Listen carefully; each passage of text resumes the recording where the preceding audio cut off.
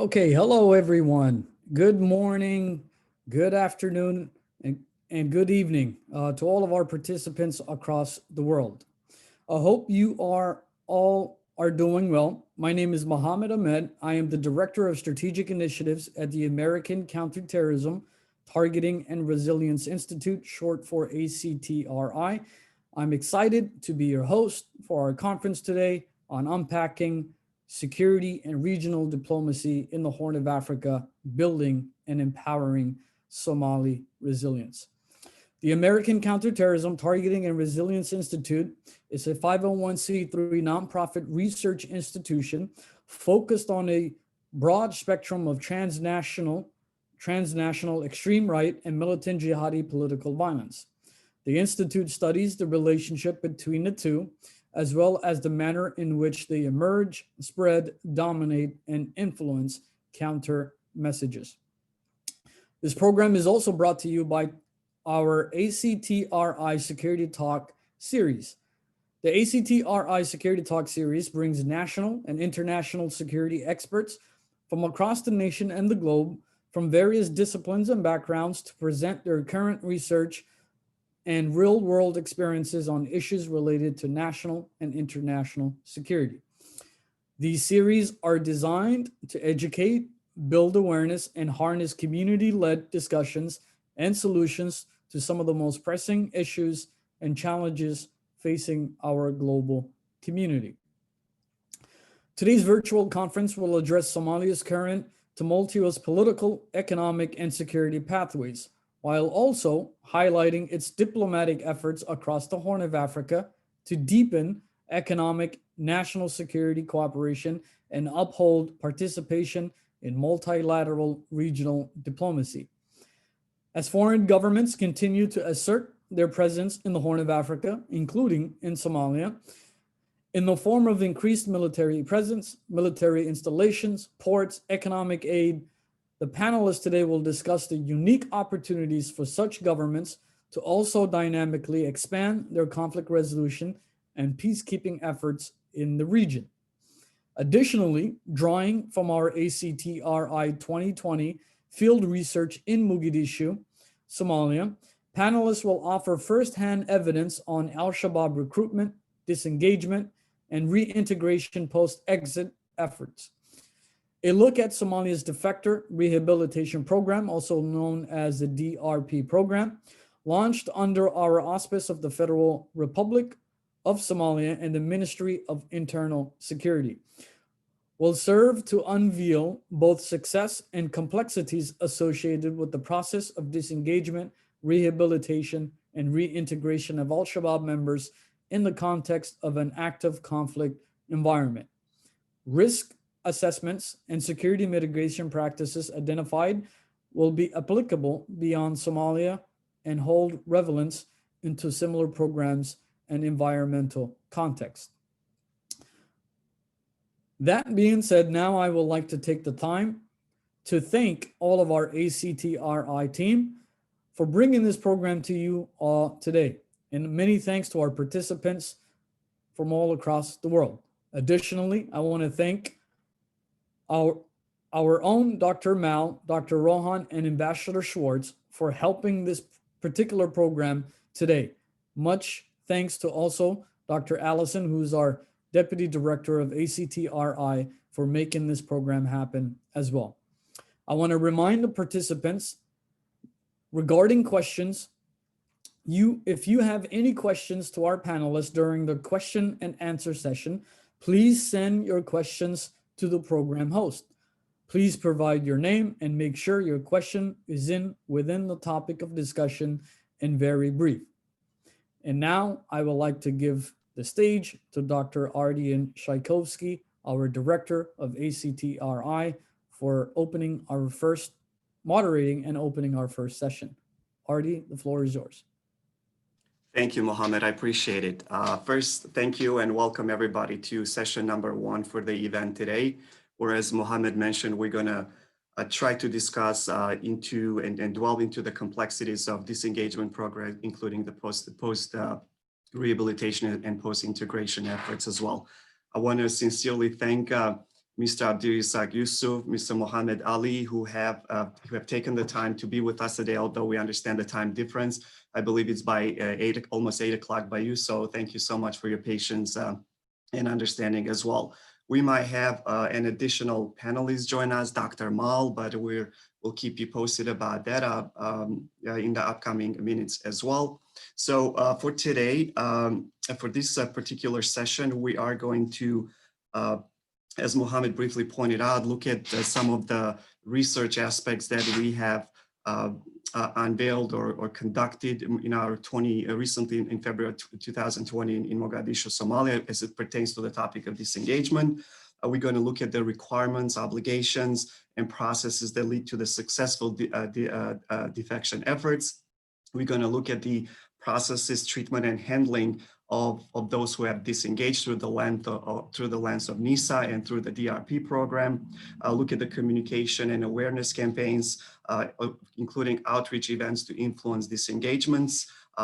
Lastly, but not the least, we're going to also look at the role of the Somali government versus the international community in the program development, capacity building, and so on to influence disengagement and facilitate reintegration. Before we get into the panel introductory remarks, we will proceed with a brief brief educational video, a counter narrative, alternative narrative, depending on how we define that speaks to the complexity associated with the disengagement and post-exit reintegration efforts. The main character or protagonist features a Shabaab, a women defector that we had an opportunity to interview during our visit and research in Mogadishu through help of Samadan Institute as well. Again, I want to personally thank Mr. Abdirizak for his partnership during our visit as well. So the video and the context contained therein will serve to inform some of the discussions today for the panel as well. So having said that, we should be able to run the video now and return to in about 2 to 3 minutes.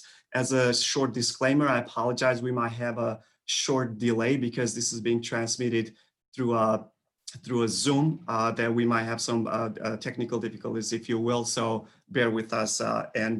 Should we have major technical difficulties, then please feel free to shoot us an email. We'll be more than glad to share your copy of the counter narrative via personal email as well. So if the video is ready, we could go ahead and start with the video first.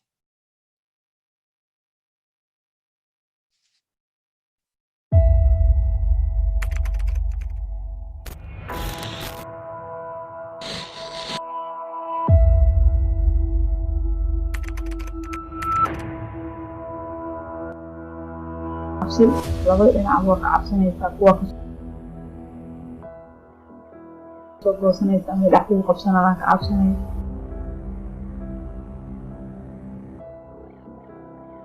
yaan dareemayay markaan intii maasha Allah waa fiicanahay oo laga soo tagaa way adag tahay waayo bawracmaysa markaa soo dhumanaysa calacalka way soo socdaanaa lahay markaas oo makaxeey ninkaa qabaa joogay oo markaas hiray waa la wada bireeyay maxaa u hirtana loo bireeyay markaa inta imida maasha Allah alxamdulillah bulshada aad u wanaagsanaaysay wax dhibo iyo wax balabaleen lama kulmi laakiin hadda markaan ku noolaay nolol adagan ku jiray oo dahaa shaqsi oo kaligeed meel degan oo wax dhibaata aan la kulmaynin caruurta in waxbarasho ilaysanin oo iskoolka aan ka dhigi karin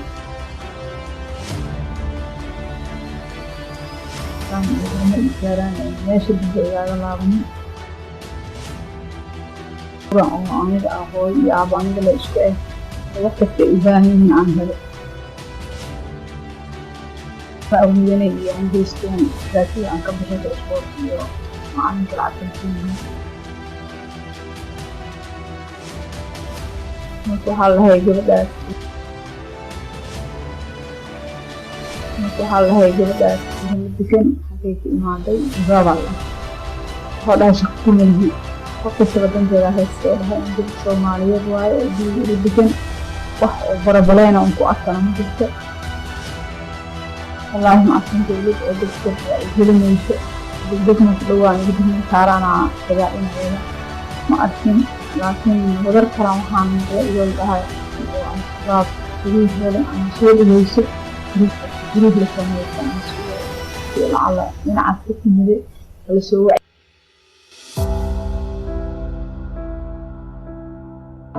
oo shabaab la sheekaysta ama lagu arkay video iyo qof shabaab deganka ama lagu arkaa dhahay waa lagala wareegamaa qof ka timid hala soo sheega lama dhihin kala camal oo dhinacaas ka timaado waxaa loo baahan yahay inay dhiirigeliyaan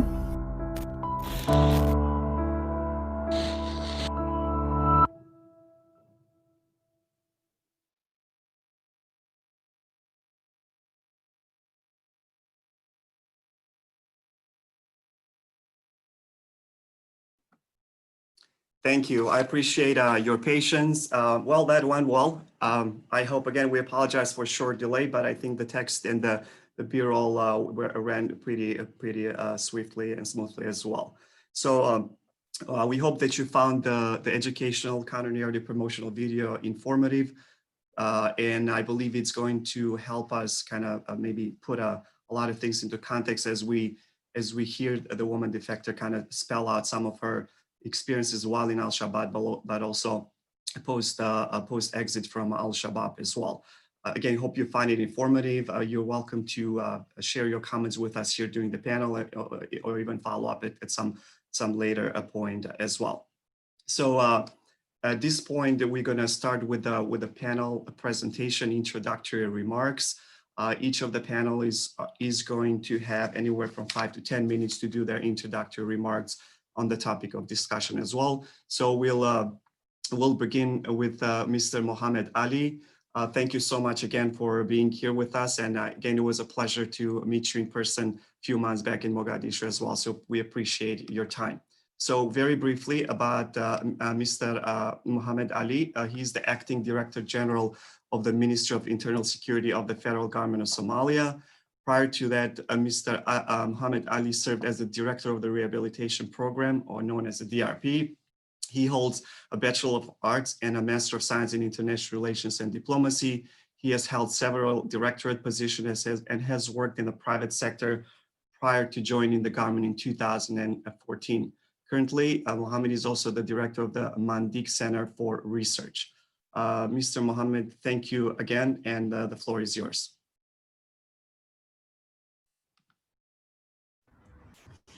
Thank you, Andrew, Mohammed, and the rest of the panelists.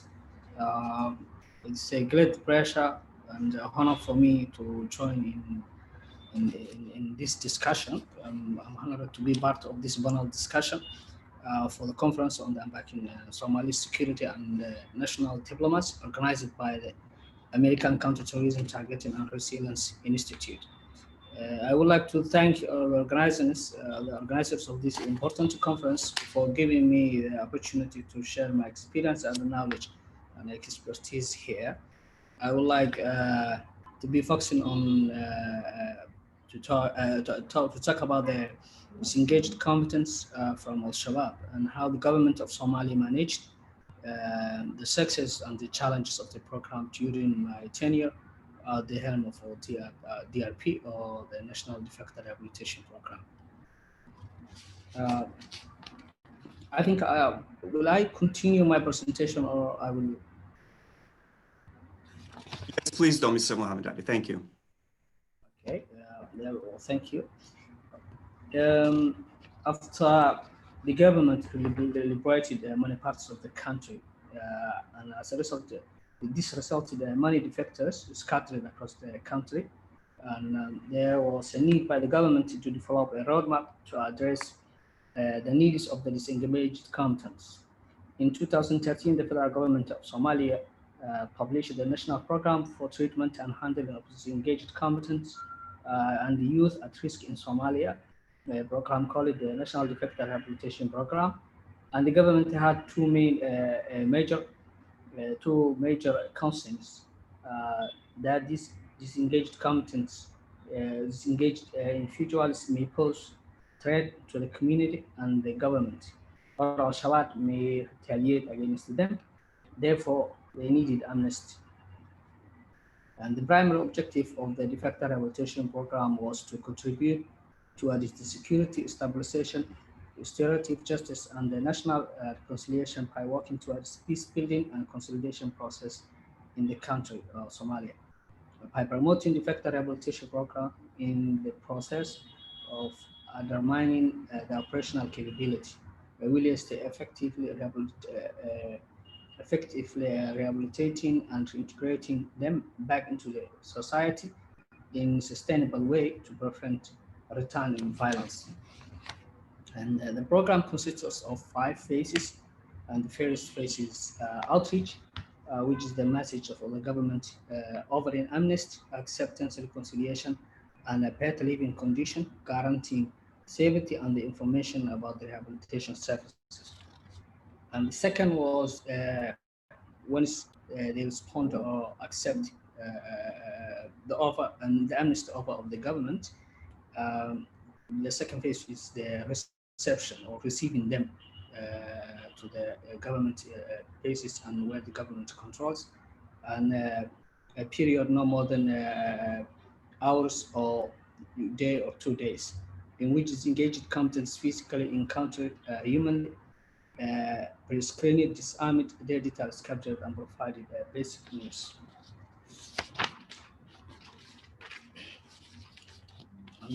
The third phase of the program focuses on the screening and then the background checks of the defectors, whether they are real defectors, by the dedicated team of the security forces who have extensive knowledge on how to screen and which has who have tools to screen. They have a special techniques that they use to measure the risks and the information and their background. And the fourth phase is rehabilitation, which is where they are provided basic services, including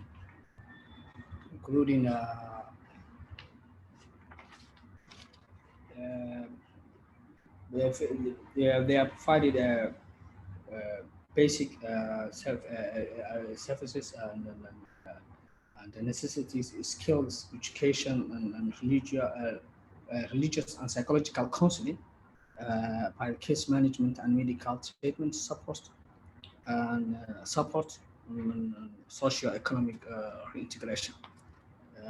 And the fourth phase is reintegration of the defectors, or inserting them back into the community.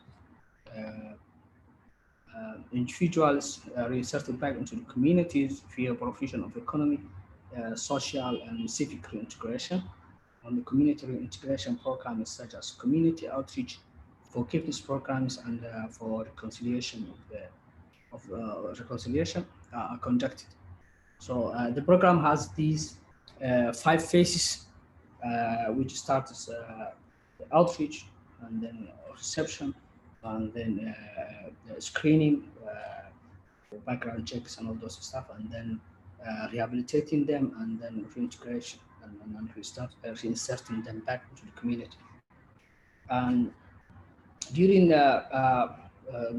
my tenure at the DRP home, and my experience when I was the director of the Defector Rehabilitation program, the first experience was when you become a director of such a program, is a responsibility of managing a challenging program, and the program is implemented in conflict setting, and its requirement to find a balance between security, sensitivity, implementation of the program.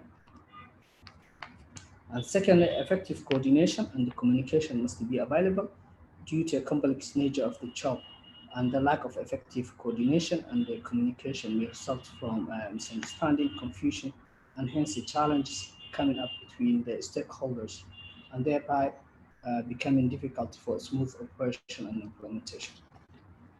And thirdly, conflicting priorities and interests between the stakeholders must be harmonized Common grounds must be identified to make sure each stakeholder's priority and interests are implemented. And on the positive side, looking back, it was a challenging situation. However, we have achieved a lot, not only our teams but also our families and the wider community. We began preparing and advocating for the endorsement of the amnesty policy, where December 2019, the Council of Cabinet Ministers endorsed the amnesty policy, and later the Prime Minister provided a ministerial decree to implement the policy, where we started the joint donor funding initiative to bring in potential donors so that the program could be expanded at present. The JDF scope is going on, and this assessment will enable the structure of this initiative will look like. We began harmonization of the program activities, policies, and services, where today we have harmonized rehabilitation SOPs endorsed by all stakeholders, awaiting the ministerial endorsement.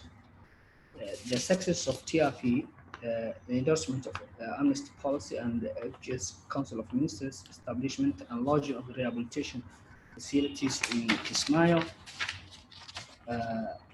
Paitobo, and 2018 up to 20, the Somali Integration Center, development and the review of the strategic policies, national program strategy, outreach strategy, communication, and the standard operation procedures for the program phases.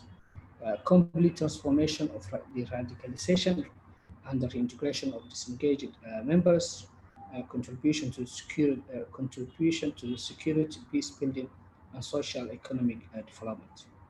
National ownership, leadership management, central to the local and cultural context, and recovery. For example, scholars, defection pathways, direct community engagement. Establishment of the joint treatment system and mechanism and indirect implementation, institutional capacity development, managing, leading, researching, and inventing strategic planning, transition plan, and sustainable exit strategy, harmonized policies, procedures, curriculum systems, and activities.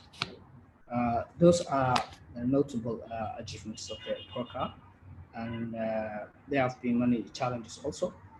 And the national program, national defector rehabilitation program is implemented in conflict setting, opposed to traditional DDR, where peace agreement is produced and scrutinized from the angles, including those within the government and the community who have this vision of the program, who have a spectacle of the program. Such environment multiply security risks, propaganda, content, and division between the programs and its beneficial members of the community.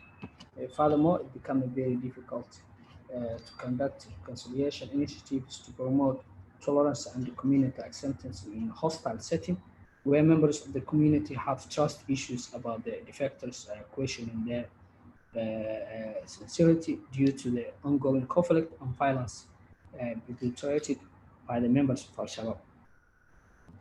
In reality, one of the biggest criticism of the program forced by communities is that the former Al-Shabaab members who were perpetrated violence have been given to a privilege over the victims of the public and some other people who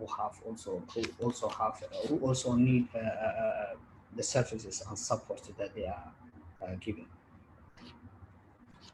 As a program is central in rehabilitation, defective members of Al-Shabaab finding the balance for the right victims who are the members of the communities and the defectors is extremely challenging.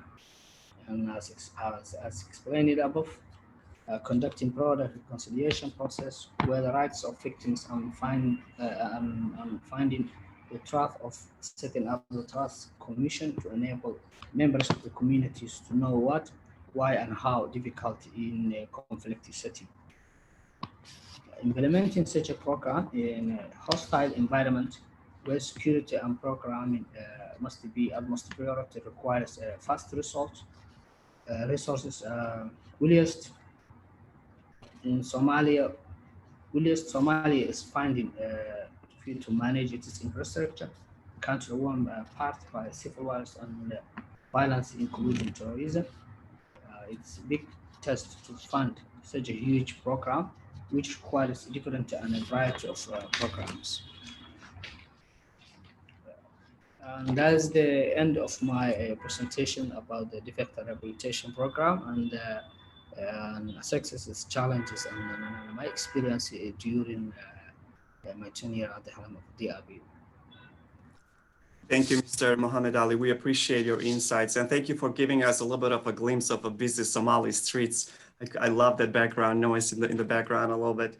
Okay, so I wish again we could get into the details of the pillars of the national program for the treatment and handling of disengagement combatants. You gave us a great overview of some of the key pillars in terms of outreach, reception, screening, rehabilitation, reintegration, and finally the reintegration support. We have a new upcoming publication delving into more specific of these 5 specific pillars of the Somali's national program when it comes to dealing with disengaged individuals as well. And again, we want to thank you for your contribution in the process as well. So at this point, we're just going to go to the next panelist, and once we have finalized all our introductory remarks, we'll shift to the Q&A session. Thank you, Mohammed Ali. Appreciate it again. So the second speaker.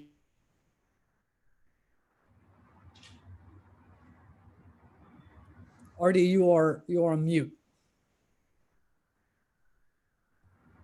I apologize for that. It was as I was moving the thing. So the second speaker for today is going to be Mr. Abdirizak Yusuf. Again, thank you for your participation today. Mr. Abdirizak serves as the program director of the Samadoun Institute for Peace and Strategic Studies and a project coordinator for the Somali National Women Organization. Previously, Mr. Abdirizak Ismail worked in the American Embassy in Mogadishu in Somalia and was the former community liaison officer at Ohio Franklin County Municipal Courts. Mr. Abdirizak holds a master's in international law and human rights from the United Nations University. Mr. Abdirizak, thank you again for being here, and the floor is yours. Thank you. I would like to thank Muhammad Ardian and ACTRI team for organizing this program on Somali's disengagement and rehabilitation. Additionally, I'd like to thank all other panelists, Ruqiyya Muhammad, Director Muhammad, and Professor McCanlati for their contribution. I would also like to commend DRB Office on Compelling Rehabilitation Program for the disengagement combatants, and I hope they will continue to support for promoting peace and security in Somalia by providing training and technical assistance. Somalia has a very long way to go before our institution take root, before our security become irreversible, and before our people enjoy their full rights and freedoms. Somalia remains among the poorest countries of the world, and on top of that, terrorism is a serious threat to the peace building and growth of legitimate economy.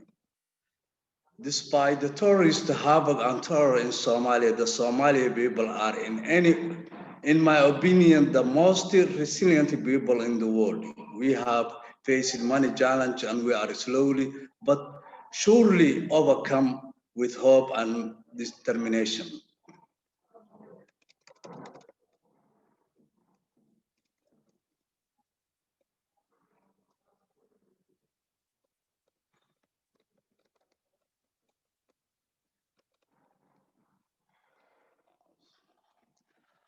To defeat the terrorists, we must not only look at military intervention, but instead we need to generate an opportunity for the people and provide a counter narrative to combat the ideology. You cannot defeat an ideology with a weapon and military. You can only do that with a counter ideology and create opportunities. I believe to battle the enemy against civilian sympathy and capacity building can be immune in a position for the militant group. So it has a lot of significance to make available a proper disengagement and rehabilitation, as well as reintegration afterward, with the aim of establishing a comprehensive process that allows the low risk and low level disengaged combatants to reintegrate community and become productive citizens. On the other hand, I believe that the disengaged combatants deserve to obtain community mobilization programs in order to build a bridge for trust within the society and outreach to the public access. Furthermore, the disengagement combatants required to empower a useful training such as religious and psychosocial counseling, basic education like literacy and numeric, and most important, a functional vocational training that can generate income for the future.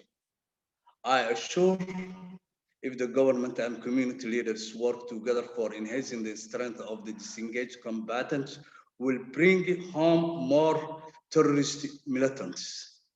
Thank you, ACTRI, and all the participants.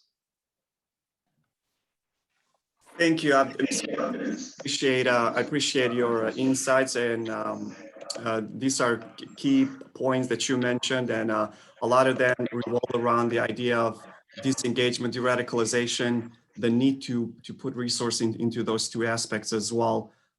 So we'll try to have some questions and with that respect as well. So thank you again for your presentation. At this point, we're going to invite Mr. Peter Olivo, who is a founding member of the Serendi Rehabilitation Support Team, and has over 15 years of well-demonstrated experience with the UNESCO, with the government of Uganda, and has had a key consultancy providing technical assistance and tender advice in the areas of peace and conflict transformation, post-war recovery stabilization, institutional reform, human rights, project management, and most recently PCV. Since 2015, he has been working as a consultant, deputy team leader, more specifically with Adam Smith International in Somalia under the UK and Danish-funded counter-violent extremism program, which supports the development of policies, systems, and structures for the implementation of rehabilitation and reintegration of former Al-Shabaab members who have voluntarily left the group. He has recently co-authored, which I would highly recommend, Disengagement in Somalia, evidence from a rehabilitation program of former members of Al-Shabaab. Mr. Orlov has a master's in management studies and a postgraduate diploma in public administration and management, both from the Uganda Management Institute in Kampala, in Uganda. He also has a postgraduate advanced international certificate in peace and conflict transformation from the European University Center for Peace Studies in Austria, a postgraduate diploma in law from the Law Development Center in Kampala, and a bachelor's with honors in social sciences majoring in economics and sociology from Makerere University in Kampala. Thank you, Mr. Orlov, again for your participation, and the floor is yours.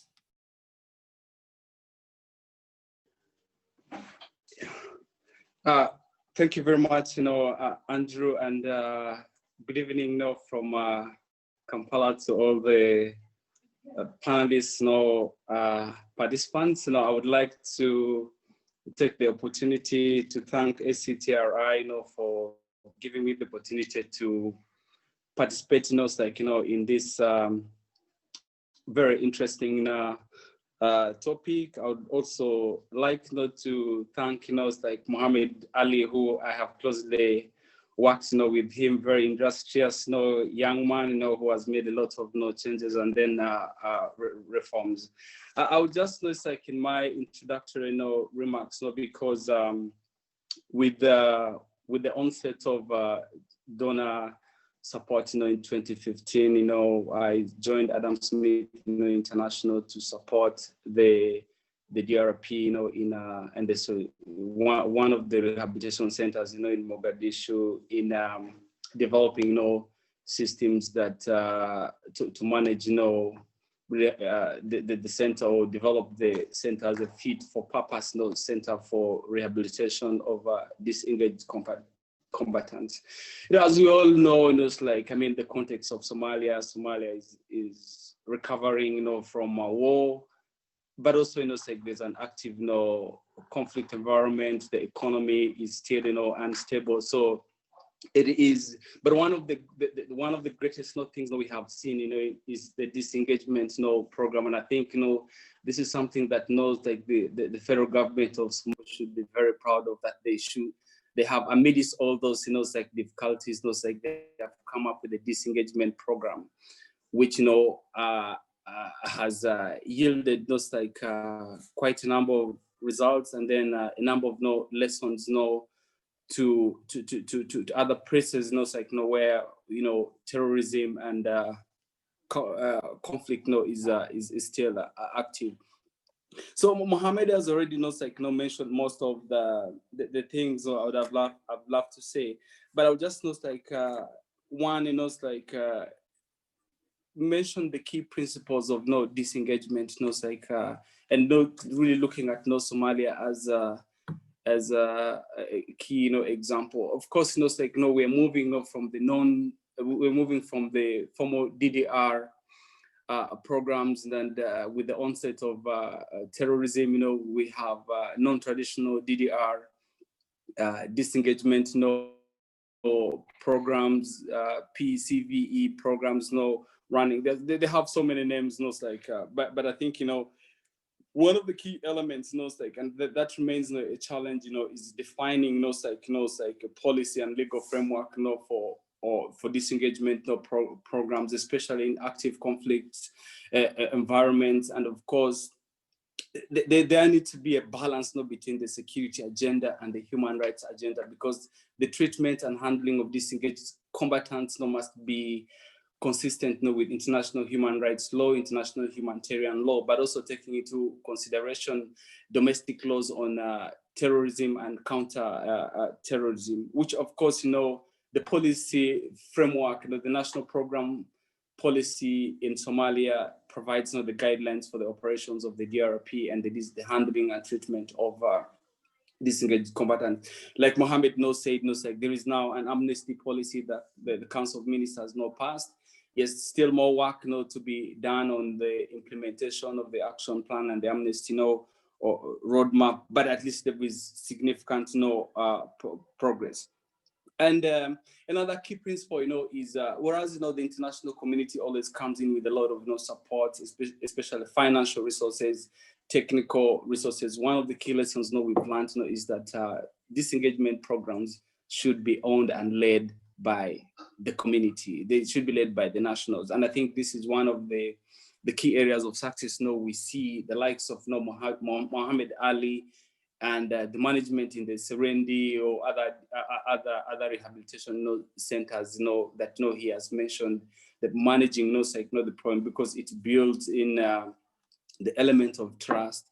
The community has a very key role to play, because community acceptance is very important to avoid stigmatization. People have, for social reintegration, there must be acceptance, there must be opportunities for reconciliation, and then of course there must also be economic opportunities that disengaged combatants can access while they get back into a community, because there are a number of reasons that people join terrorist groups or conflicting groups. And if you look at the context in what we are looking at today in countering violence, violent extremism, you may find that every individual who is labeled a terrorist, could have joined the terrorist organization for an individual reason, and many of them sometimes do not even prescribe to the beliefs of the terrorist organization. So when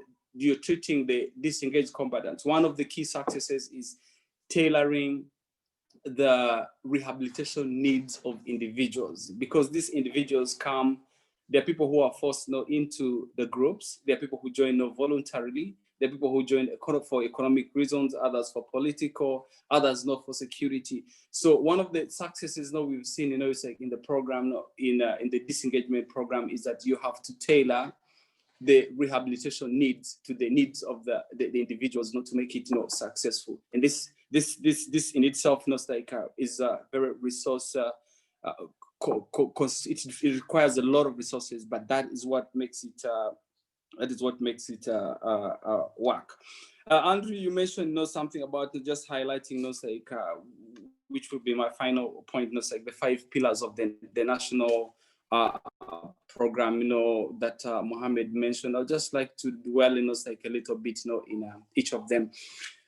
Reception, which is really the first, pillar, provides there is a reception SOP endorsed by the Minister of Internal Security, which clearly defines how disengaged combatants, either captured by the AMISOM, the FGS, the military, should be treated and handed over to NISA. And that is always going to be the first step. And because there is always this argument between where does rehabilitation begin, where does reintegration stop. But for me, and from what we have seen I've worked in northern Uganda, I've worked in southern Sudan.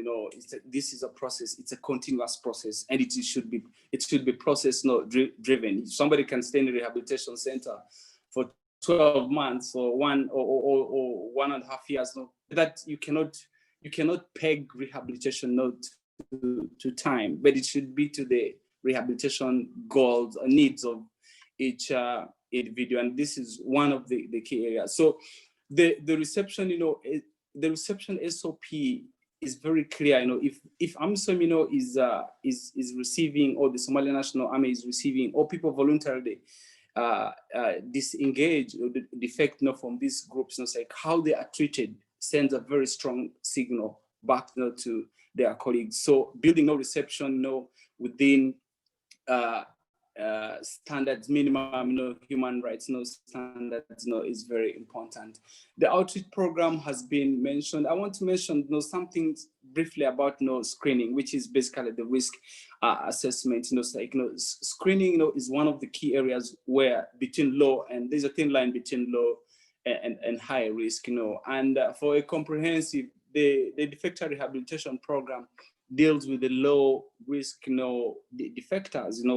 But in totality, we also would expect that those who are screened as high risk also need correctional. Though they go through the criminal justice system, they also need correctional services, in order to return, into normal life, into community. Otherwise, there are cases, where you find people, disengage, from the group and then become more radicalized, during the rehabilitation process, because it is not, being handled well. And I think NISA has done a tremendous job, in developing the risk assessment tools, the trainings, and regular annual capacity, enhancement. For the rehabilitation, yes, I mentioned that yes, should be tailored to the needs of the individual. And an example, we use a case management system, which then every individual's rehabilitation needs are tailored towards rehabilitation goals, which are then implemented. And after the implementation, there is the post-exit. Post-exit is actually very important. If you need to know post-exit monitoring in communities, because the beneficiaries of such programs need reassurance that they will be safe in the communities they are going to, but the communities also need to be sure that the people getting out of rehabilitation center are not going to cause any trouble to them. And this is why the community participation, everyone has a role to play in this. My final comment is that across all the pillars, the success of this program has been because we have used a cohesive, evidence-based approach in each of the pillars to drive and inform and adapt to a very challenging, changing dynamic, context, in Somalia. But this also has been done in a very transparent and informed fashion, with key leadership, from the federal government of Somalia that we and support, from the international community, the donor community. I mean, as some of us who have been there, like implementing, partners, are there. But I think the real job, is done by the nationals, and we have to give gratitude to them. Thank you very much.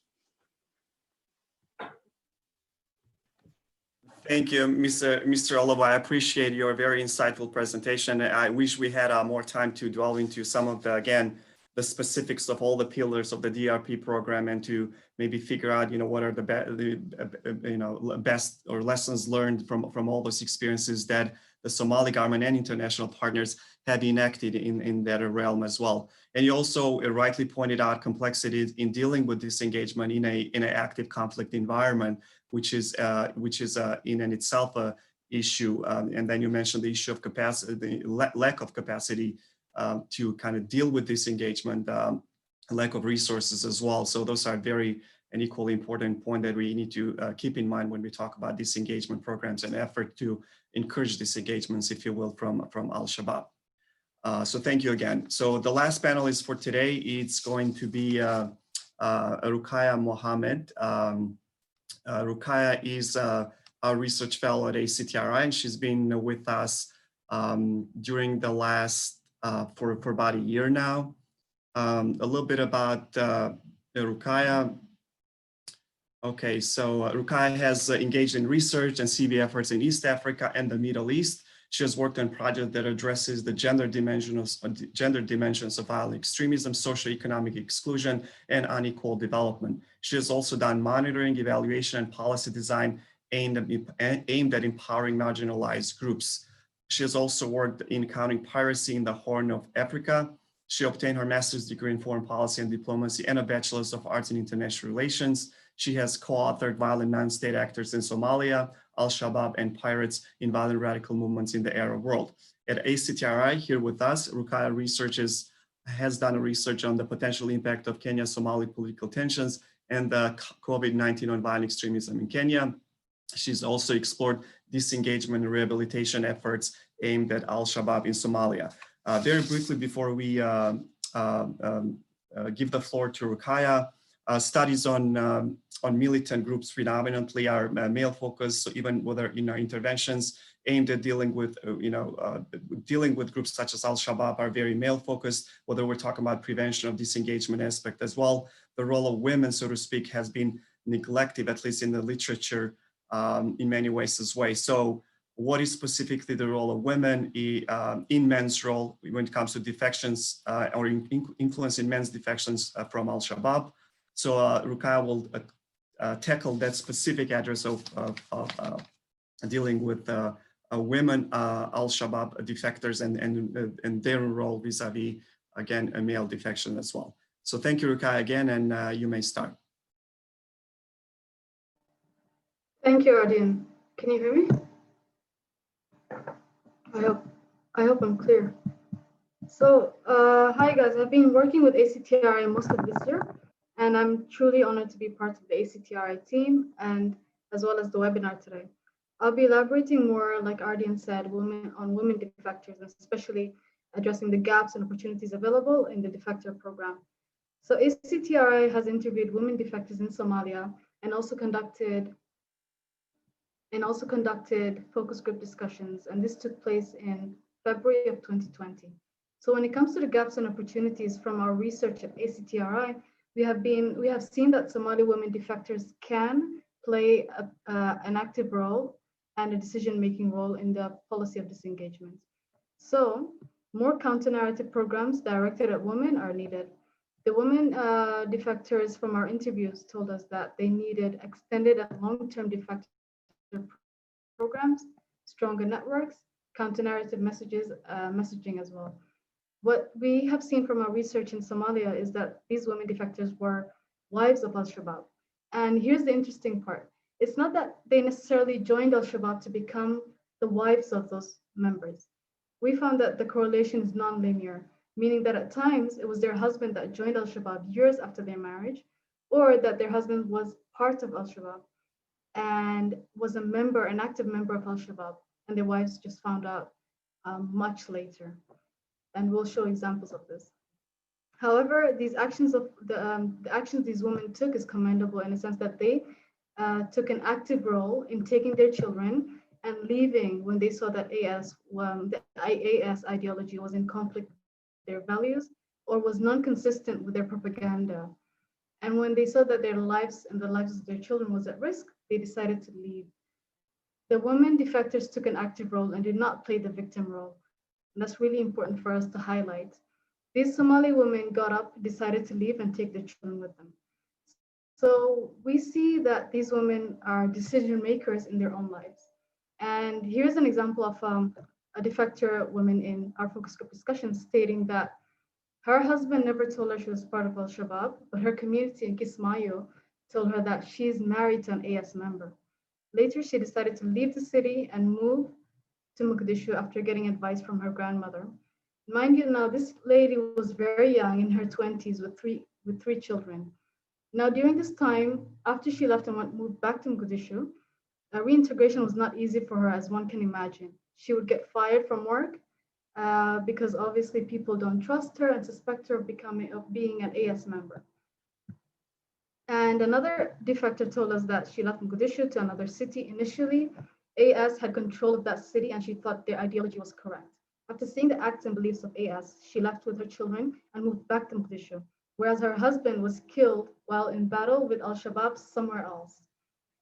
And another defector shared with ACTRI that she joined and married an AS member. Later, she found out that they were beheading people, so she decided to leave with her children. A women organization in Mogadishu helped her by giving her and her children clothes and stayed with her. And she stayed there because she got to keep this in mind, because we will be talking again about, as our previous speaker mentioned, post-exit reintegration and what happens when the opportunities to stay is no longer there. And here's one more account by defector woman. She lived in Mogadishu, moved to another city, married a good man who then joined Al-Shabaab in Afgoye. Then he left to another city and said that he would train his kids for Al-Shabaab. His 12-year-old son refused to be trained. Now, it's important for us to point out from ACTRI that the people we had interviewed had consistently shown being their own decisions as well. So that is important to highlight. Another woman defector stated that her tipping point was when young men were killed in front of her. Al-Shabaab had accused them of being informants for the government, and this was the tipping point because AS sells their propaganda that they have a justice system more reliable than that of the government. And those men were killed without a trial. This is also evident in another defector story. She stated that her husband was part of Al-Shabaab. He was blamed for being a spy, and then he was killed right next to her house. She fled to Mogadishu and started a new life there. So what we have is, so what we are consistently seeing here is that women took leadership in their own lives and made strong decisions about their future, knowing that they had no income, no job skills, no networks to support and help them. And they still took that chance, even though reintegration was going to be a challenge. And that gives us a good data for future counter-terror projects in this area. So when I say counter-terror projects, I think we're specifically referring to counter-narratives directed at women. This is more about creating awareness and giving women defectors a platform to tell their stories, to share their experiences about their husbands becoming AS members, and what impact that had on their safety, their household, as well as their children. A woman defector told us that her child was asked to join Al-Shabaab by their father. Another story shared was that AS members returned to a city, beheading anyone who stayed behind, young and old, and making the community watch those beheadings. The woman who recounted this account, told us that she had a miscarriage right then and there because of the trauma she had experienced from watching. So we had also interviewed caseworkers too, and specifically, one of the caseworkers shared that shared her story and stated that although she was not involved in Al-Shabaab, She was part of a larger community in Beidava. And her tipping point was when she saw a young couple tied up. Everyone in the city was called out to watch, and the young lady was stoned to death for adultery, and her husband was beheaded. Another caseworker shared her experience on working with women defectors and said it's very difficult to work with women defectors because of their experiences. Um, and she stated that they all walked away or ran away from their husbands. They were married to them, they had children with them, and were being hunted by drones at the same time. So already we can see the psychological impact that this would have, that leaving those spaces can have on women defectors, especially when it comes to building or rebuilding their lives and rebuilding trust with the community. Most of the women defectors from our research were in their 30s and had an average of 5 to 7 children. And now they had to, after leaving their husbands in those cities, they had to provide and supply for their children. And this means gaining new skills and working, reintegrating into communities, building trust, like I said already, and preventing their children from joining Al-Shabaab. So all those factors are, as one can imagine, not easy in Somalia for a regular lady. And now imagine when one is a defector, it's even more difficult. So this is the end of my talk, and we'll be happy to answer questions later on. Thank you. Thank you, Morukaya, for your presentation. I appreciate that. For all of you who are following us, our research on related to our field research in Somalia, it's up for peer review and should be published in a peer-reviewed journal in the upcoming weeks as well. So we'll be more than glad to share it with you, if you shoot us an email as well. So we see we have a few questions already from our respective viewers as well.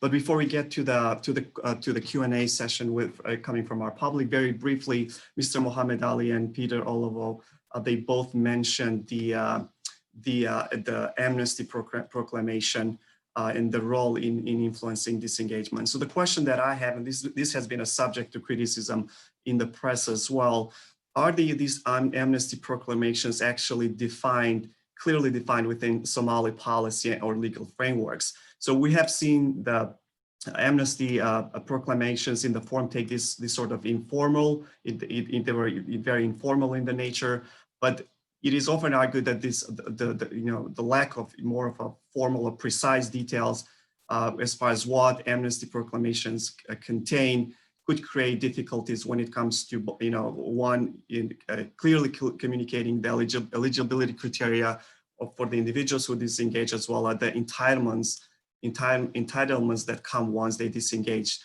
from violent extremist groups as well. So if you, Mohammed Ali, first, if you could maybe briefly elaborate on that, follow with Mr. Oliver as well.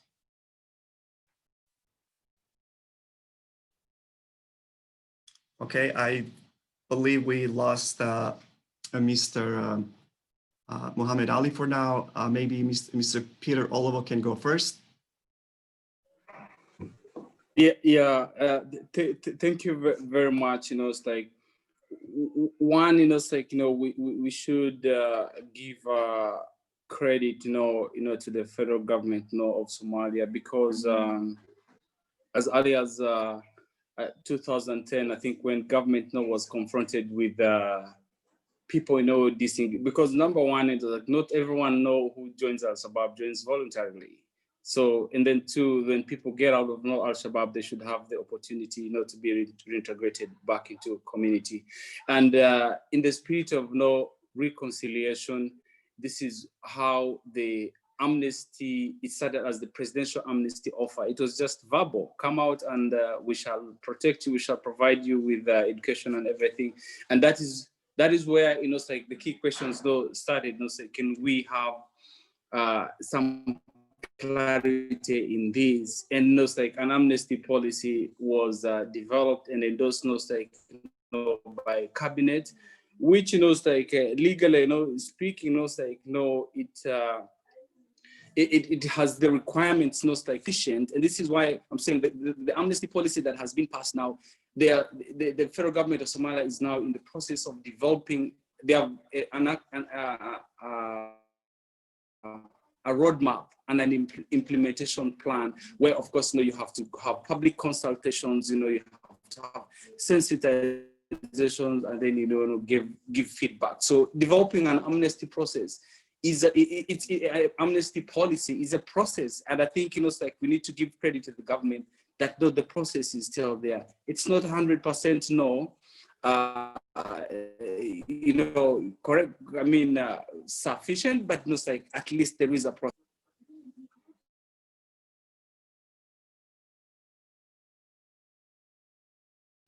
Mr. Oliver, I believe you are muted. Yeah. I had completed responding, but like I just wanted one final thing that the amnesty, you know, the current amnesty policy framework, because we have had international lawyers look at it and given their feedback on what needs to be done. So it is work in progress, but it is work that sufficient, at least give the basis upon which the national program for the disengagement can be handled. So we should appreciate this as a process. So yeah, thank you. Thank you, Mr. Oliver, for highlighting the importance of, again, formalizing the whole idea of amnesty proclamation into more specific policy on any kind of legal framework as well.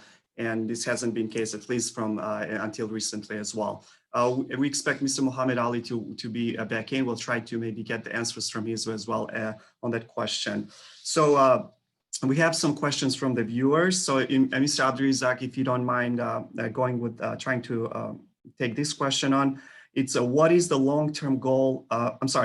Does political changes in the country affect the work of rehabilitation institutions in the country?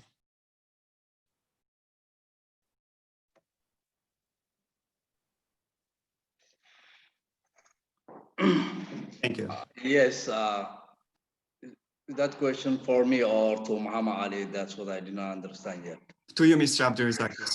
Okay, thank you, Ardian. Yeah, you're right. Yeah, absolutely. It's, it's some kind of, what the government has to do or to, work mandate to by itself to at least this kind of disengagement and rehabilitation. It needed some kind of, good, roadmap to at least to go after, the long-term programs, because so far, before I go that on, so far, I like to mention again that the DRB office in Mogadishu, they did, very, very fine job to at least, accommodate or to establish, the roots of their integration or rehabilitation or anything that the long-term needs.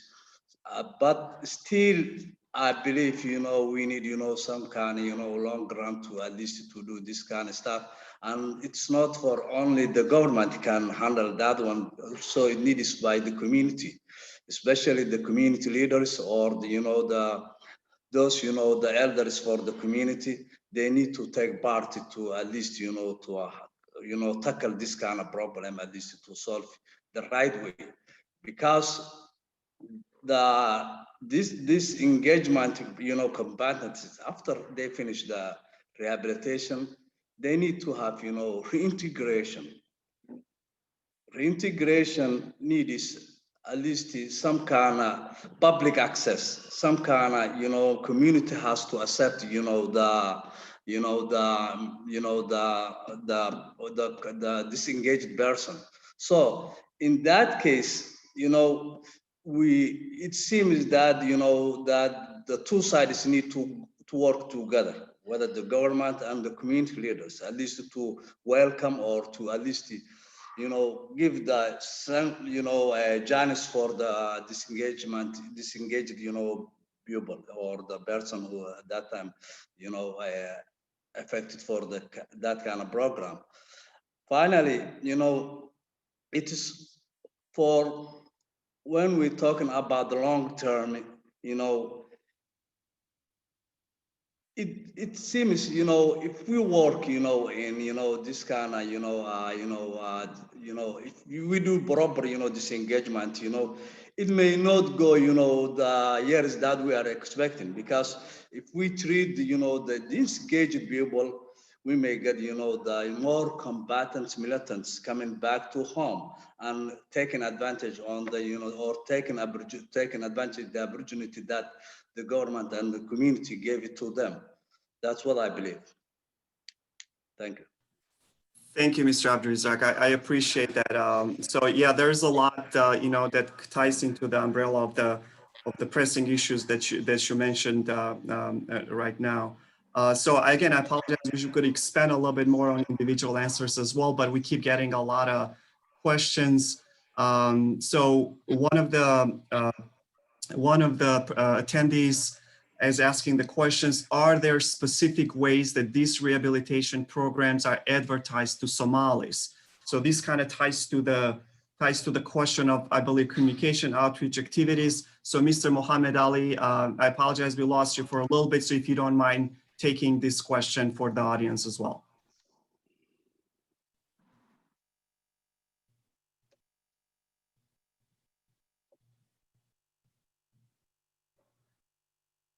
Mohammed Ali, okay, I believe, okay. All right, so, all right, I apologize for that. So we lost Mr. Ali for now. So Mr. Olivo, if you don't mind taking on this question as well, are there specific ways that these rehabilitation programs are advertised to Somalis? So we're talking about the specifics of the communication outreach campaigns as well. If you don't mind sharing your opinion on that one. Yeah. Thank you very much. To the question, well, the purpose of the outreach, really is targeted to number one. There's outreach which is aimed at active members of Al-Shabaab to encourage defections. There is outreach, and that is done now through radio programming. That is done now through leaflets, posters. Recently, the DRP has introduced, what they call community engagement. That is engaging, directly with the community leaders on the DRP program, and outreach also should be targeted, to the community itself, because this is the community that received the defectors after they have undergone through rehabilitation, so that the community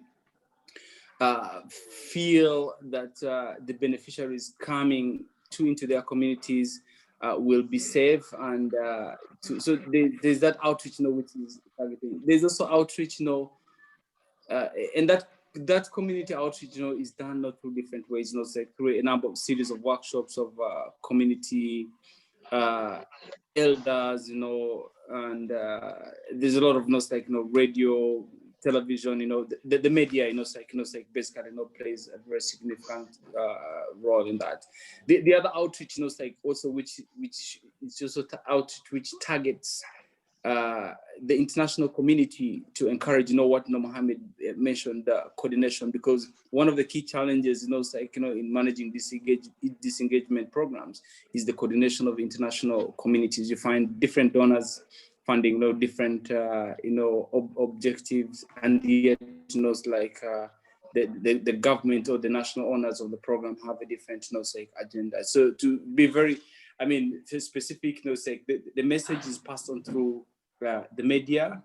The politicians, the president has made the president and the amnesty offer, a number of times, and there is online, media. The DRP has a Facebook page, we have a Twitter handle. And this is how, the messages are passed, on to the national, to the Somalis and citizens. Recently, with a lot of military action, I think, in the newly recovered areas, that is where, a lot of outreach has been targeted, and there are a lot of, now their community, the DRP has put in place community liaison, officers who can pass on messages, to communities, and then potential defectors on how the national program works, and clearly defining, that defection, pathway, from what are the expectations and what are the processes, from disengagement to reintegration.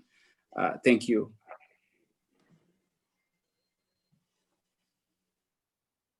Thank you, Mr. Olo. I appreciate it. It seems that we have a lot of questions and comments, and we apologize. We're not going to be able to take all of them, but I'm just going to read a few comments very briefly. It seems the terror groups are in more steps ahead when it comes to messaging and narratives. And this is becoming the battleground where very extreme and violent messages are coming through. What are some counter strategies? So Mr. Oliver kind of touched on that topic as well. So Mr. Muhammad Ali, if you would like to expand from the government standpoint on what are some of the, again, counter strategies or outreach activities or communication strategies that are out there that are being pushed to, one, prevent individuals from joining groups, but also influencing them or to disengage from Al-Shabaab, if you don't mind very briefly.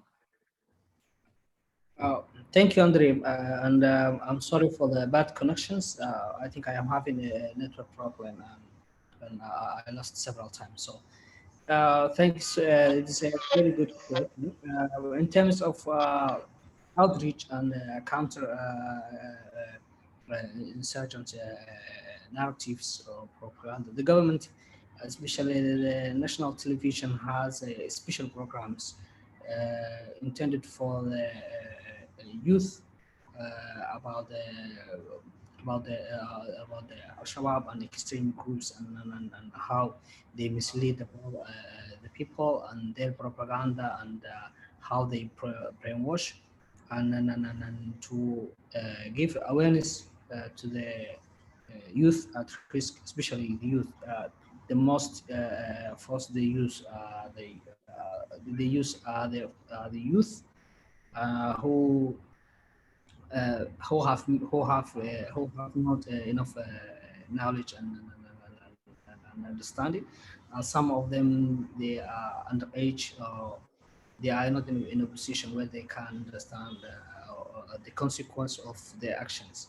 And so the government is doing its best to give awareness and enough information to the wider public communities. But the problem is the people they are recruiting are people in the area who live in the area they control, especially in the rural areas. And some of the research that we have conducted shows that the number of youth they have recruited and people who even don't have what to eat, or people who have been farmers and they utilize the needs of the people and because of they don't have anything else. It's the dry season and there's a famine in these areas they control. So people they don't, some of the people they don't have any other option, though it's not a good excuse. But still it's a factor that can contribute to the joining of those groups. And also one of the things they have done is they stopped all the media outlets except their media, which spreads their propaganda and misleading information and all those stuff. So we are trying our best link up with them, to link up with their parents.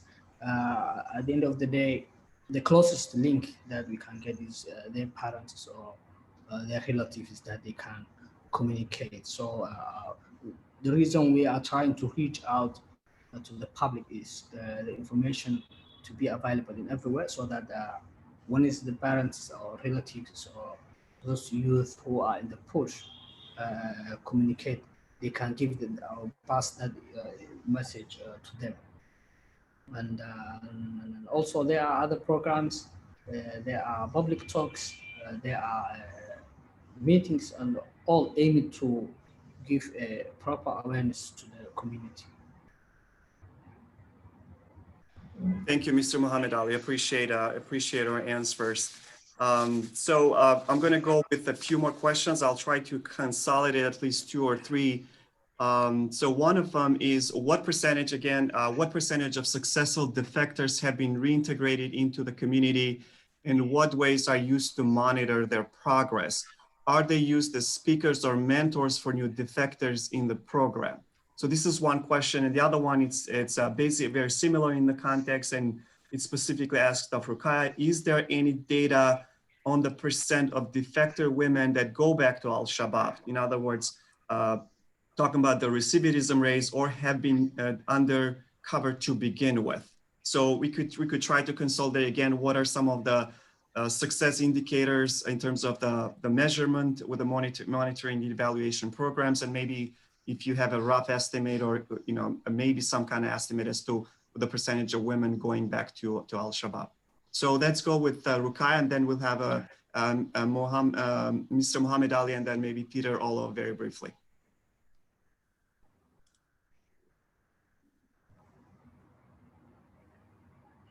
Hi, thank you for the question. Go ahead.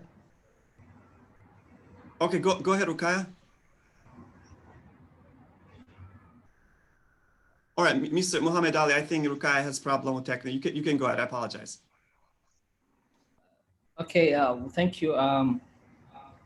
There's a system in place in the rehabilitation centers, and there are people who are assigned to follow up the progress of the defectors when they go back to the community.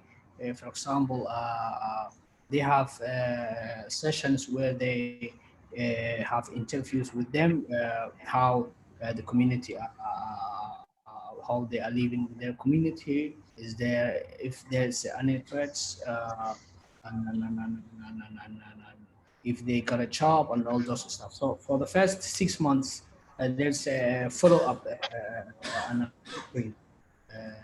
conducted by the rehabilitation centers. Mr. Mohammed Ali. Ruqayya, would you like to, we have a lot of questions coming up. It kind of ties to that. Maybe I would put a little bit more into context, the question also. Yes, I'm back. Can you guys hear me? Yes, go ahead, Ruqayya. So when it comes to women defectors, we have done research, and so far we haven't seen any women going back, but the vulnerability is still there. It doesn't mean that because there hasn't been any, how can I say this, long-term follow-up, and in terms of, well, not to say anything negative about the government, but the defector program hasn't had intense research on women defectors, or hasn't seen that women necessarily play a major role in that. But we have seen that from our percentages so far, women haven't gone back, but the vulnerability is still there because of defectors being vulnerable. They're not able to necessarily reintegrate. There isn't a lot of the programs they were part of had come to an end, and there's a community mistrust when it comes to women defectors going back, or any defector for that reason. And that problem exists solely because the DRP program isn't necessarily focused on women separate from men. And that is important for us to have in the future. It doesn't mean that it doesn't exist. It is a strong possibility, especially when it comes to post-reintegration strategies. And a lot of the women do feel they are vulnerable because of the situation with 5 to 7 kids in their early 30s with very little job skills. And at times joining Al-Shabaab or rejoining is almost always there. Like one of our women that we've interviewed stated that the opportunity for her to stay was there, but what happens when it's not there? And yeah, but so far from the ones that we have interviewed, none of them had gone back. And I think we'd have to continue researching for a number of years to see how they progress. Thank you, Ruqayya. So I also want to thank Ms. Zaina Hassan and Abdi Nasir Saman for their questions posted here on our panel. This kind of Ruqayya's and Mr. Mohammed Ali's answers some of your concerns questions as well. Again, we apologize we're not able to give more prolonged, if you will, answers to all these great questions that you all have. So very maybe question for Mr. Abdirizak, Peter, or Mohammed Ali, or to any of you.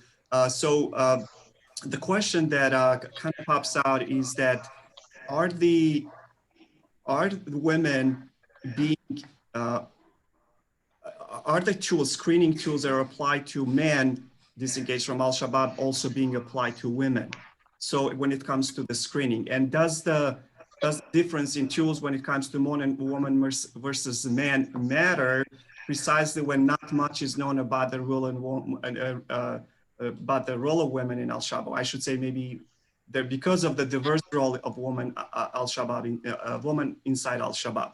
So when it comes to the screening tools, do you have separate screening tools for men versus women, if in any rehabilitation centers?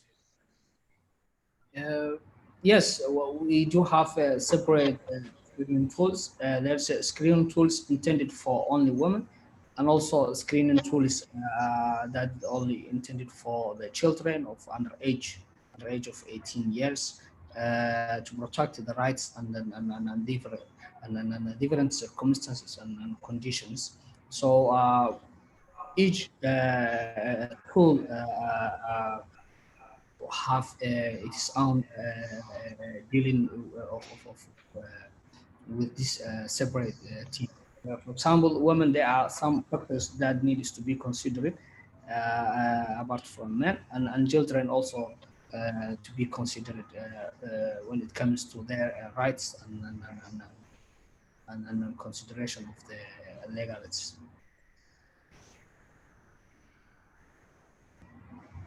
Thank you, Mr. Muhammad Ali. I appreciate that. So another question that we have is that what specifically, if you could elaborate very briefly, what is the role of women in encouraging disengagement vis-a-vis men? So we know that women have played specific role in encouraging their men to disengage from Al-Shabaab as well, but what other logistical types of support women can provide to men when it comes to encouraging disengagement? So, and secondly, how can they be used in this counter-narrative space? What specifically would their role be when it comes to messaging as well? I know it's a loaded question, but if you don't mind, very briefly, maybe Mr. Peter Oliver and Mr. Abdurazak very briefly. Yeah.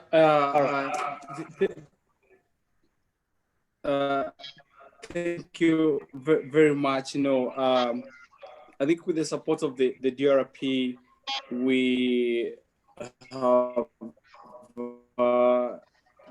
just completed is in Al-Shabaab, like war economy. And of course, it's a loaded question, like you rightly say, but I think when you look at like the publication we did that we try to find out, to ascertain what are the reasons why people join Al-Shabaab, and then why do they leave, and who are the first points of no contact. So many of the disengaged combatants will tell you it's their affiliation with their mothers, their sisters or their wives that's not pushing this. So usually, besides encouraging, and we've seen this throughout the world, women play a very invincible role, in both peace processes and then in conflict, environment. So the publication is actually the invisible women, in Al-Shabaab, because women play a great role. So even in outreach, the women very good agents, of outreach and passing on to those messages of encouraging defections, but then also even at community level, women also provide, the social acceptance, given, the role that women play, in the greater sub-Saharan Africa, women play a very great and significant role in this, entire process. So encouraging women, and I do completely agree with Rukaya, one of the times always often neglected, but women should also target, the handling and treatment of women, in the disengagement. Thank you. I would like to add, Thank you. first of all, Ardi, I like to go back, first of all, the question for the, the measuring of the success. it depends, when we measuring the success, how we design the rehabilitation program, first of all, because the rehabilitation itself contains different, education, like, vocational training or religious or psychosocial, counseling, and also some kind of, literacy and, numeric education, What I mean is, if the rehabilitation design went the way it being designed, and also it goes with, proper channel. Sometimes, we give, some kind of vocational training to the, woman, and in the, Somali area. Some of the trainings, or the, it's not only women, but the man also. For some of the vocational trainings that we offer in them are not, and any kind of benefit to the market. So we need to be, carefully design, the type of, vocational training that can, promote future success to them. That's the one for the measuring of the, the other one, for, we are just having about the, female are more, influencers than the man. When I'm saying that, the programs for the, like the, rehabilitation or integration programs that that the DRB nowadays given to the, the female, that kind of programs include direct and indirect beneficiaries. I mean, the indirect beneficiaries are their children, are their neighboring, are the people they know. Because if she has, some kind of knowledge or some kind of, if she have, even she herself being changed, the, they can see, how she, being changed. And also, what I mean is the indirect, beneficiaries are, if she get, some kind of religious counseling, her children can take that advantage. Her neighboring can take advantage. It depends, females are more,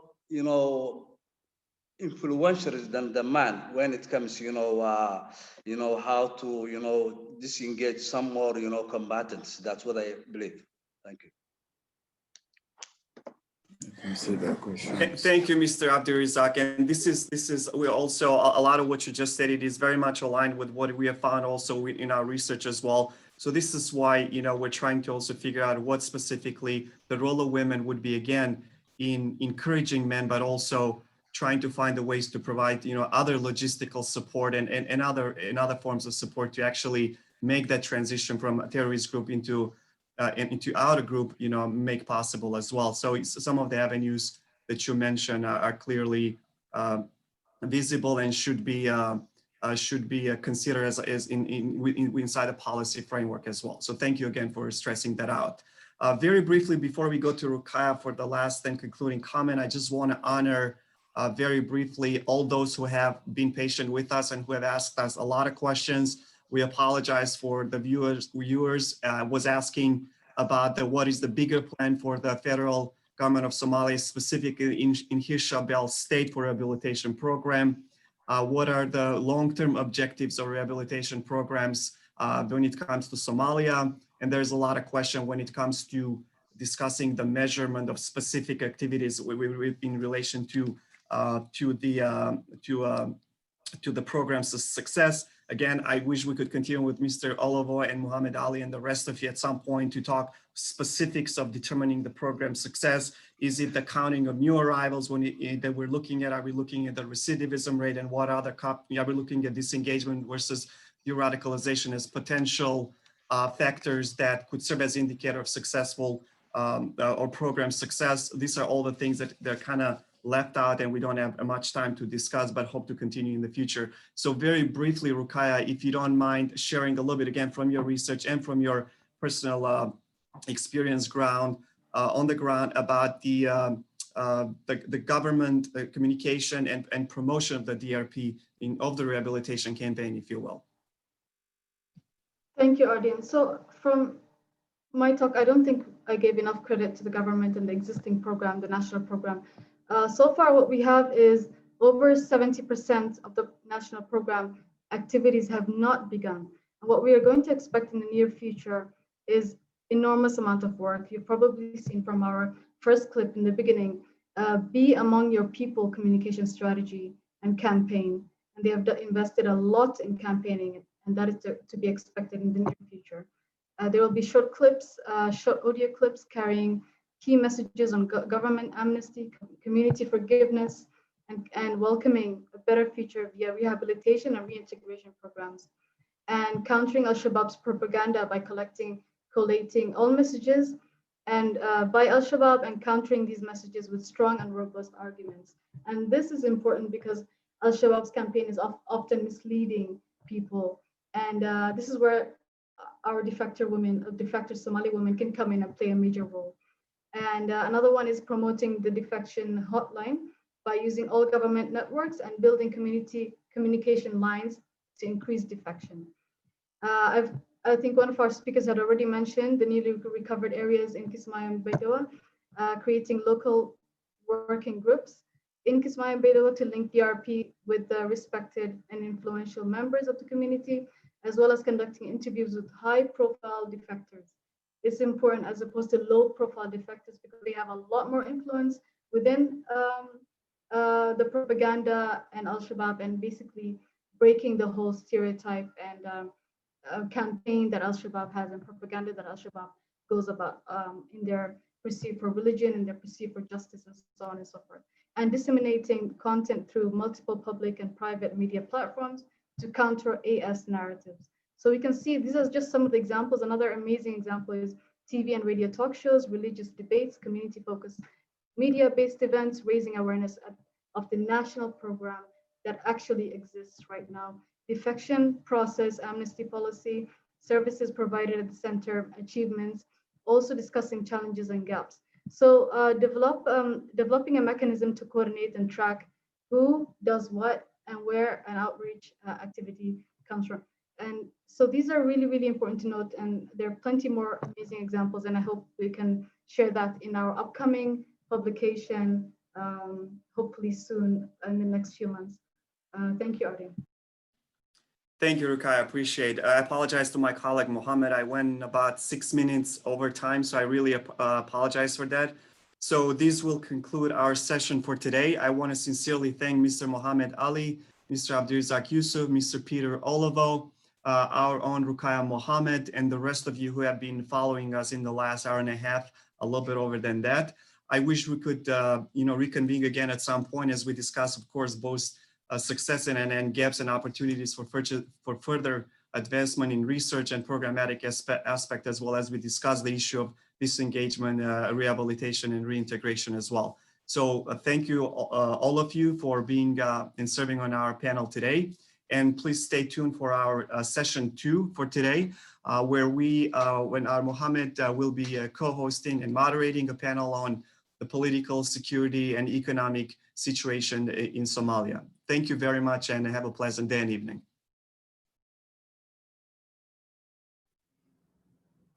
Thank you very much, Artie. We will begin very shortly, just in a few minutes, for our second session. So please use this about next 5 minutes for our program to begin. Thank you.